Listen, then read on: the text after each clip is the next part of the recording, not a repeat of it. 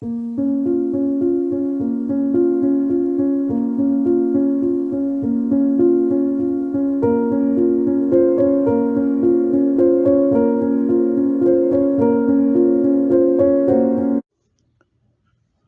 mais de 3.000 anos, o povo judeu sobreviveu a vários tipos de ataques e tentativas de extermínio.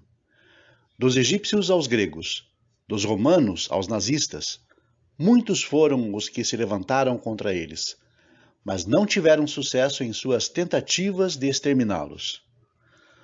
Há, porém, um inimigo que, infelizmente, o povo judeu não está conseguindo vencer: a assimilação.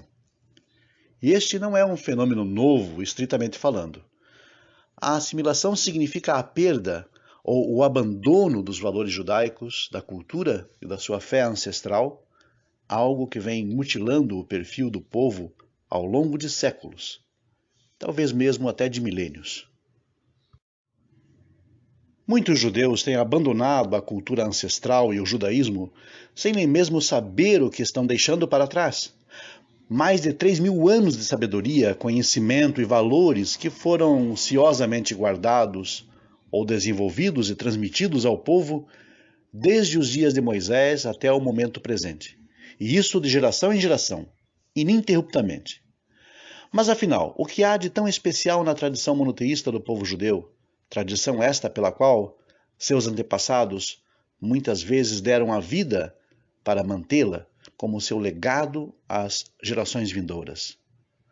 No mundo, há milhares de religiões que prometem para seus fiéis a vida eterna, não é mesmo?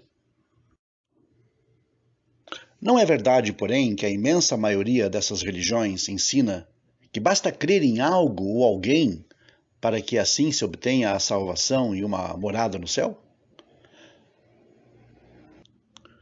Não é um fato que basta ao fiel aderir a um conjunto de dogmas e doutrinas para que seja enquadrado como apto a fazer parte do redil dos eleitos?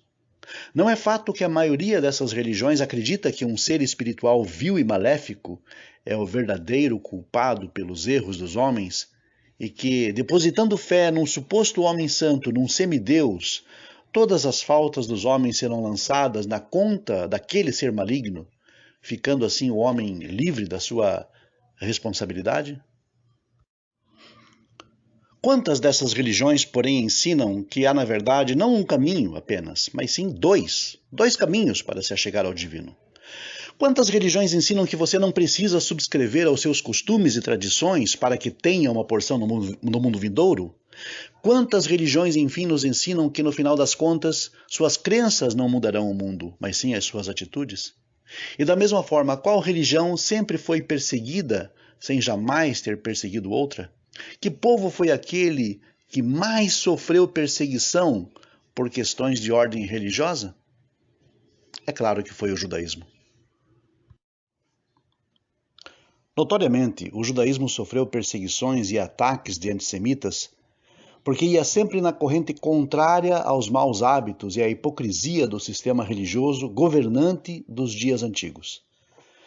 A tradição monoteísta, em especial o judaísmo, nos ensina que o único caminho para chegar ao mundo vindouro é através do nosso esforço cotidiano para que nos elevemos um pouco mais espiritualmente e, mais importante, as melhorias devem ser tanto em relação a Deus quanto em relação aos nossos semelhantes.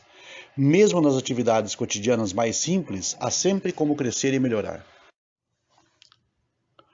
Um exemplo de contribuição que a Torá dá ao mundo está na paraxá dessa semana, Ki-Tetzé. A paraxá nos ensina muitas mitzvot ben adam lehavero, entre o homem e seu semelhante. E entre elas está a mitzvah de Hashavat Avedah, devolver ao dono um objeto perdido. Não apenas a Torá nos obriga a devolver um objeto que encontramos, mas somos proibidos de ver um objeto perdido e fingir que não o vimos, para nos isentar da obrigação e do trabalho de devolver o objeto ao dono.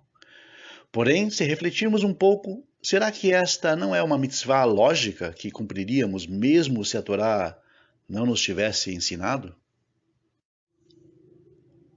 Apesar de parecer algo simples, esta é uma mitzvah muito difícil de ser cumprida e é um grande teste de honestidade e sensibilidade.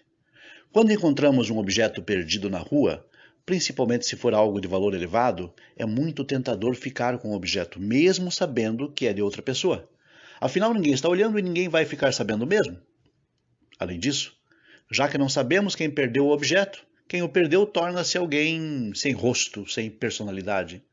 Fica muito mais fácil racionalizar o roubo e enganar o nosso lado racional.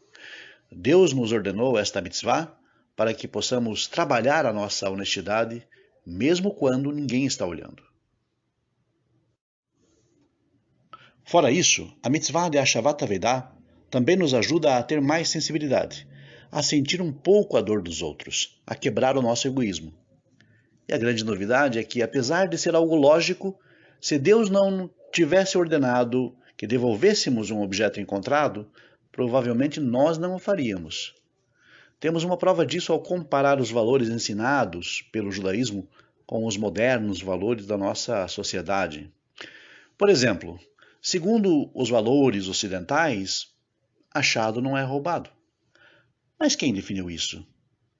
Quem escolhe, afinal, o que é roubo e o que não é? Os valores da nossa sociedade variam de acordo com as nossas necessidades e conveniências.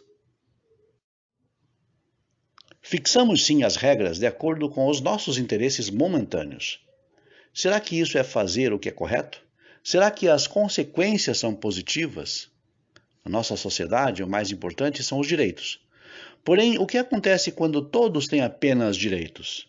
O meu direito invade o direito do meu próximo, do meu vizinho, o direito do meu vizinho invade o meu direito, e no final das contas se forma uma sociedade sem harmonia. Um dos maiores legados do judaísmo para o mundo é que nós não temos apenas direitos. Nós temos deveres, e esses deveres são mitzvot. Quando cada um se preocupa com os seus deveres, no final das contas, os direitos de todos estão preservados e garantidos. É o que ocorre, por exemplo, no trânsito. Se todos tivessem somente direitos, um iria passar por cima do outro. Mas a partir do momento que os motoristas seguem regras e deveres, os direitos de todos ficam garantidos. A consequência é uma sociedade muito mais harmoniosa. Em muitos lugares de Israel, por exemplo, é possível ver nas ruas bilhetes colados nos muros e nos pontos de ônibus anunciando que alguém encontrou um objeto perdido e está procurando o dono para devolvê-lo. Algumas pessoas chegam ao ponto de gastar dinheiro colocando anúncios pagos em jornais e revistas para encontrar o dono de um objeto perdido. E este é o verdadeiro caminho para o crescimento espiritual. Ser uma boa pessoa não é algo que cai do céu. Demanda estudo, esforço, dedicação. Ser uma boa pessoa não é apenas dizer eu não faço mal a ninguém. Uma pessoa ética não está apenas obrigada a não fazer o mal a ninguém, mas também está obrigada a ativamente fazer o bem, tendo sobre si a responsabilidade de melhorar o mundo. Se nos focarmos apenas nos nossos direitos, estaremos contribuindo para o caos e a desunião que existem atualmente. Mas se o nosso foco for os nossos deveres, estaremos dando nossa preciosa contribuição para fazer deste mundo, sim, um lugar melhor para se viver. E como sempre, a nossa mensagem final. Se você gostou desse vídeo, curta, compartilhe com seus amigos, contatos e redes sociais. E se você ainda não for inscrito, se inscreva, ative as notificações, que teremos mais conteúdo acerca da Torá e acerca dos sentidos mais sutis do texto da lei divina. Até o próximo estudo, então. Muito obrigado a todos e até lá.